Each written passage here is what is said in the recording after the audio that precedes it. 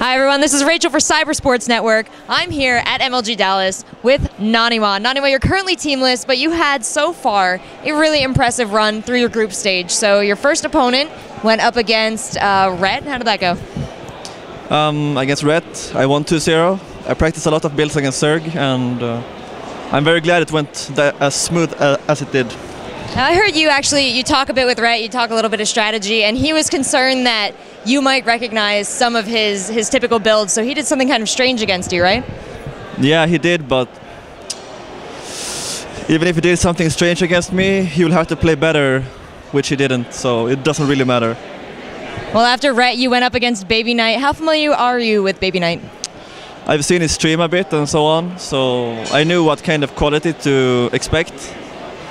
I think he's not bad, but he's not so good either. So as long as I played my best, I thought I had a good chance. All right, well, the real story here is that you got to go up against Flash on the main stage after taking out Baby Knight. Were you nervous at all for that, or was that something that you were gunning for in the bracket? You really wanted to prove yourself against him? Well, of course, I always want to prove myself, but I thought it would be a way harder match than it actually was. I played practice against Flash and I won every game.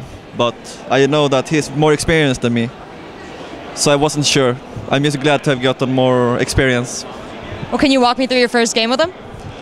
In the first game, I thought I would start off playing a macro game, a long game, so I would feel out how his playstyle works.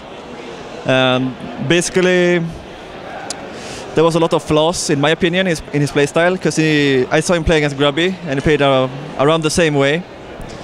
I wasn't very concerned after I felt him out, so I kind of won that game pretty easily because he did what I expected.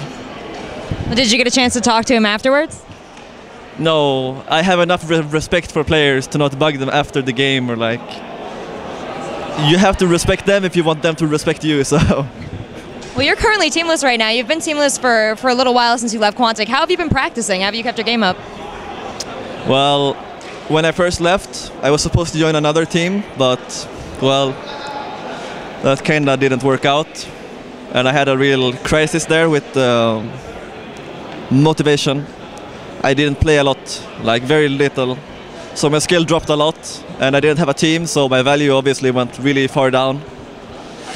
But now I just thought, I don't want to end it like this. I'm not going to not go back to where I was. So I just played as much as I could. Even if my wrist hurts and my arm hurts, I can endure it if I can win. Well, you have a lot of loyal fans who have supported you. I know I tweeted out congratulations to you, and it must have been retweeted 100 times. You know, there's so many people who are excited that you're back and you're playing at the top of your form again. So is there anything you want to say to them? Well, it makes me very happy, especially because this is Dallas, where I won the last time 2 years ago. So it has some special feeling to me. I only have good memories from this place, so I obviously want to thank everybody who came up to me, especially when I did the autograph signing. There were a lot more fans than I thought, so I want to say thanks a lot for the support, and I always read what they write. Well, are you feeling confident going into the rest of the tournament?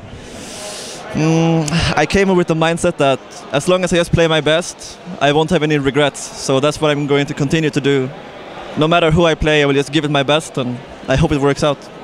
Well, thank you so much, Johan. I'll be cheering for you. You and Violet are my horses in the race, so thank you so much for the interview, and best of luck the rest of the weekend.